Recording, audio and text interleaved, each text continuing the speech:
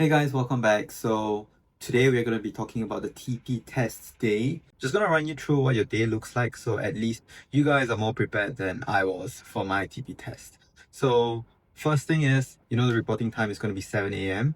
When you get there at 7 a.m., there's already a briefing that has started, and you're going to take an attendance at about 7:05.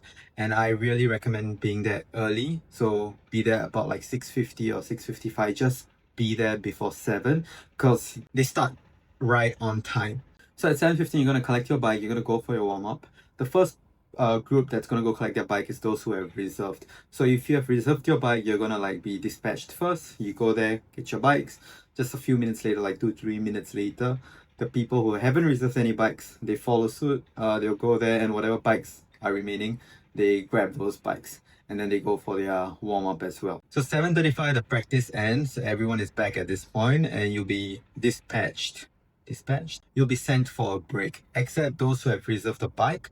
So those who have reserved the bike, you're gonna be standing in line and you're gonna be paying for the reservation as well. So when you come back from your warm-up, they'll ask you if your bike has enough fuel. If you don't, they will go like check every single bike and refuel them for you as well. They will also ask if there's any issues with the bike, and if you have reserved the bike, they'll ask you if you want to use that bike. If you don't want to use the bike, then you don't have to pay for anything in case there's something wrong with the bike or something, or you don't feel comfortable with the bike that day.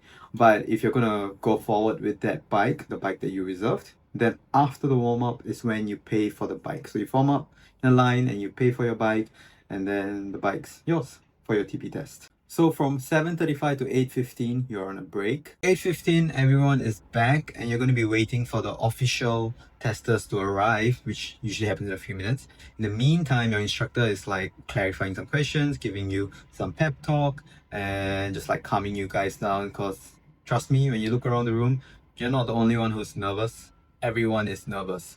It's the first time a lot of people are taking, and even worse, some people are taking it for like the fourth or fifth time as well. 15 minutes later, 8:30 a.m., that's when the official instructors arrive. When they come, they'll also give you like a quick pep talk, and then they will check your IC and your PDL. So make sure your SingPass, you can see your IC and your PDL, at least have it on standby. If your SingPass got any issues or something like that, or your phone got any issues, just make sure you print a copy, so at least you don't run into these sort of little troubles on the day of your TP test. So after that, 8:40, test officially starts. So you move out in the order of your number tag that you're wearing, and the number tag is given out according to age. So the oldest person goes first and the youngest person is like the last person. So 8:40 was the first person moving out, and one by one all of you are moving out non-stop. There's no batches and stuff. Every single person just queues and continuously moves out of the nursery. So my number tag was number 20. So I was like right smack in the middle. There was 47 people in my batch. So I finished at 9:10 a.m. and the whole group, 47 of us, finished at 9:30 a.m. So from 8:40 to 9:30, that's how long our circuit test was. When we finished our circuit test, we all park our bikes in the middle, and then we come back and we sit down and we just wait for the next instructions. So 9:40, the figure of 8 instructor came and he just called a few numbers and he said these are immediate failures. Then he just called them aside first. So I guess they already knew lah. And I think for most people, if you get an IF during your test, like you fall off a plank or you did something wrong, you would know as well. So you're mentally already like scolding yourself or something. But please don't. It's very normal, very common. My first time that I failed is also figure of 8. When I went to the crank course after that, I switched from gear 1 to gear 3 accidentally instead of going to gear 2, and then it was way too fast to control, and then I went up like the curb and it's IF lah, and I was so pissed off with myself. And then my friend, she failed blank the next station. She said she saw me fail and then she was anxious and then she failed blank. So we both took it together the second time and we both passed together, so that was nice. But yeah, don't blame yourself. It's very normal and you're learning a new skill, so that's fine. So yeah, so at 9:40, the figure of 8 TP instructor, test instructor, he called some numbers and he said they IF, and then he just told them to wait at the side. I don't know what conversation they had, but the rest of us were all sent for a break at that point. So 9:40 to 10 a.m. was our break. 10 o'clock we all came back and then we were waiting for the next instructions. And at 10:15 they announced like who failed and who passed. So they call the numbers of those who failed and you all stand up, go to the front, and they bring you to the second floor or third floor, I can't remember, where they will run through your circuit test paper and tell you why you failed and stuff. And I experienced that on my first attempt lah. And that gives you an insight to like where you can improve, as well as you're done for the day. At that point, you can pretty much go home already. Also, if you had failed, you have to come back for a retraining first before you can book the TP test. And the retraining, I was told, was that you can book it, but you don't have to turn up for it, and it checks out in the system, and then you can book your TP test after that. But obviously, I was scared of failing the next TP test also, so I booked the retraining. I came back and I did the retraining. And in the retraining, when I came back, what they did was they bring us through the road component, and then you come back in and they let you practice the circuit component for a bit as well. So you actually get to do both the road and like circuit practice, and it's much cheaper than booking the road revision and self-practice a lot separately as well. So if you want to redo or practice again, if you fail, I would say the retraining lesson is actually damn worth it. Yeah. So 10:15 when they announced our results for my batch of 47, 20 people fail, 27 people pass. So passing rate is not that amazing lah. Like it was like 50%, almost 50%. So yeah, really don't feel bad. It's normal to not pass on your first try. And if you do pass on your first try, good job. Really good job. So after that, 10:30, 15 minutes later, we all stand by our bikes and we get ready to move out one by one to go for the road segment. So again, exactly like doing the circuit practice, you all form up in the nursery. One by one, you're continuously moving out. The instructors are already posted at the different road segments and stuff. So there's already people there watching you. So one by one, all of you are just following the person in front and just following the route. And because of traffic light, because of road conditions and stuff, the sequence, the orders is gonna be like the first person in front of you might disappear. Suddenly you're the first person, or suddenly you catch up and then there's like two people in front of you and stuff. Yeah. So when you go to the U-turn, there might be people, there might not be people. So just adjust yourself accordingly, stagger according to the person in front of you, and just follow the road conditions and just drive safely. So road test, I would say, is very hard to fail. For my batch, nobody failed. So at 10:30, we move out for the road component. We're all moving out one by one. And then it takes a while for everyone to finish and everyone to come back, right? So we all finished at like, I would say in 30, 45 minutes around there, like maybe around 11 something. And then we were all back seated at the bench area at about 11:30, and we were just waiting for the results. And then at 11:48, they came out and they were like, so here's the number of people who passed. And then they were like, everyone passed. And we all just like cheered and everyone was like screaming and stuff. Everyone was like really so happy. Like it was very funny to watch, but I was one of them, so I was very happy too. So yeah, we went for the road test at 10:30. We come back and we are seated and we got our results at 11:48. So expect to finish the TP test at about, I would say 11:30 and get your results before 12. And then the next thing was the EFR already. So we are waiting to book our EFR rides. The instructors will actually tell you right before they release the slots. So I would recommend just sitting down there and waiting for them to inform you when they're going to release it. Me and my friend, we were very hungry at this point because we haven't eaten the whole day because of anxiety. So at 11:50, we were like, oh my god, let's go eat, let's get some food. And we just walked to the canteen. And then we heard from our friends that they opened the slots at about 11:59 or 12. And then within 30 seconds, the 12:30 EFR slots were all booked. So if you don't know, there's only 2 slots for EFR every day. A 12:30 time slot and a 2:30 time slot. So obviously we were hoping to get the 12:30 time slot because then you're done ASAP and you can go home already. And if it's a 2:30 time slot, you still have like 2.5 hours to shoot. So there's a lot of time to shoot. So yeah, but we didn't get it. We were eating happily. When we came back at about 12:05, they were like, yeah, they opened the slots and it's gone. What's left is the 2:30 slot. So we went to see the 2:30 slots. And then I immediately booked it because obviously I want to get it done the same day. But my friend had to go for her work, so she didn't. And she had to come back another day to do her EFI. And she came back after a month to do it. So if you ask me, it's easier to get everything done ASAP. And honestly, don't prioritize the food. I know you guys might be hungry, but you just hang around for another 10-15 minutes.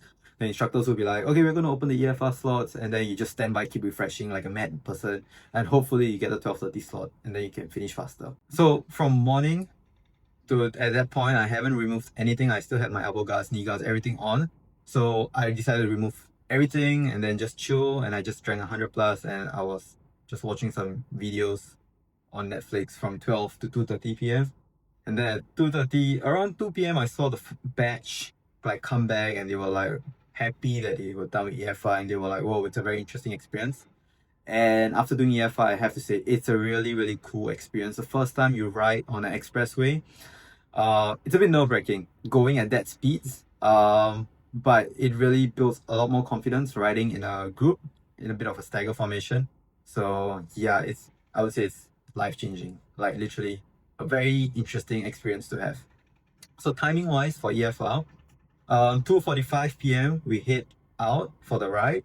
3:30 p.m. we came back. So it was about a 45-minute ride outside.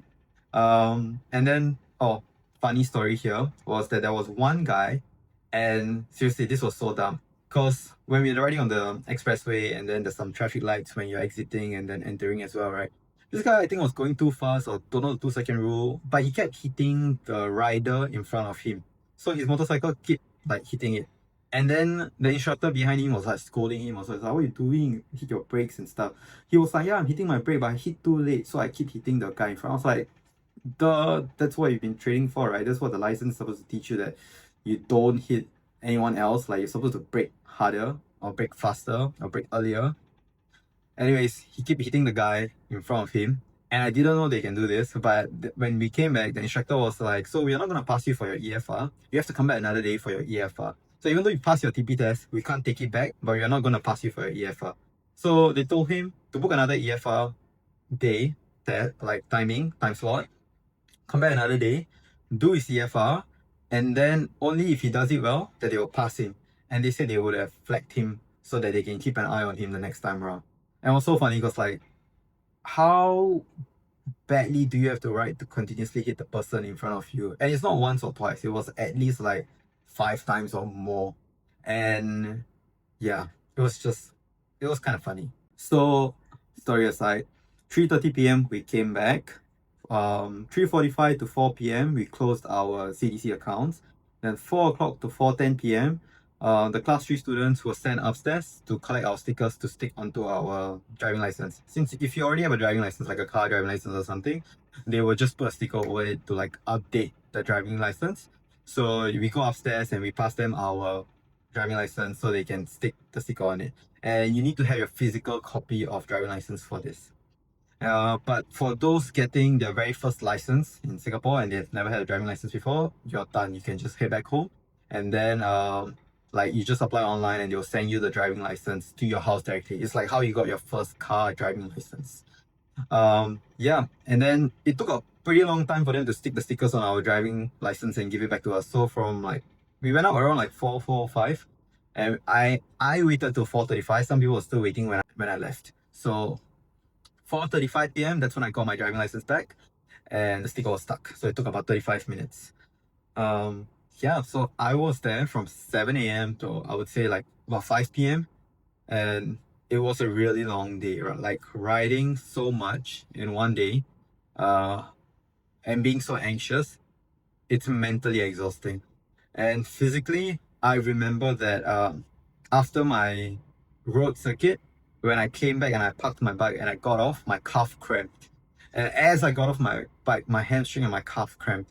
And I looked at my friend and I was like, oh, cramp. So yeah, I think it's a bit stressful, but like mentally, because you don't know what's coming next and you don't know how well you did. Like you think you might have done it well, but the points could be accumulating. I would say if you have a friend, just talk to a friend, or you go there, you can make new friends. Yeah, I was talking to a bunch of guys and we were just joking around, and they were telling me like how it's like the fourth time, fifth time, and some of them were like in army as well. So they were like, oh, I took off today just to come for my test. Yeah, it was interesting listening to them tell me about their journeys as well, and the silly mistakes they did in their TP test as well. So that's the TP test. It's nothing new from lesson 8. Your circuit test is exactly the same. One pro tip, and I think this is the only difference, and it's a small difference because they brief you on it as well. When you go for your figure of 8 and you're forming up, instead of forming up on 2 rows, you're going to be forming up 1 row. So you're all going to be queuing up in the middle instead of like left, right, left, right, left, right. Just so that when you enter your figure of 8, it's going to be easier. So that was their intention. You'll form up 1 row until the yellow box, the box where you exit from the crank course. Yeah, behind that yellow box, you're going to be in 2 rows, because if you're 1 row all the way, then you're going to block the road behind you as well. So you're going to be 2 rows behind the yellow box, but in front of the yellow box is going to be 1 row. That's the only change from your lesson 8 and your lesson 5 and everything you've been practicing all along. But other than that, it's exactly the same. The road component is the same, the circuit test is the same, no other changes. And you're really like OT when you're driving on the road and stuff. Just be safe, don't break any traffic rules. And I would say it's pretty easy to pass. Yeah, if you can pass your circuit, you'll be fine on the road. So that's it for the TP test component. It's fairly straightforward. If you got any questions, drop it in the comments. And if I got anything wrong, please leave it in the comments as well so other people can learn. Because I did my TP test in May and I took down the notes and I took down the timing and stuff so that I can share. But I didn't have time to do the video until like right now. So I'm like trying to recall and then look at my notes and then I'm doing this video. So just want to help you guys out lah. That's it. Subscribe. I'll post some riding videos moving forward, and I'm also gonna post 2B CDC journey. So that's gonna be like the timeline and how to organize your simulator and all that kind of stuff, so that you can finish it in the fastest time possible with the least number of mistakes and at least waiting time between lessons and all that kind of stuff. If you haven't taken anything yet, then that video is going to help you out. But yeah, if you know any friends that this might help, please share. Yeah,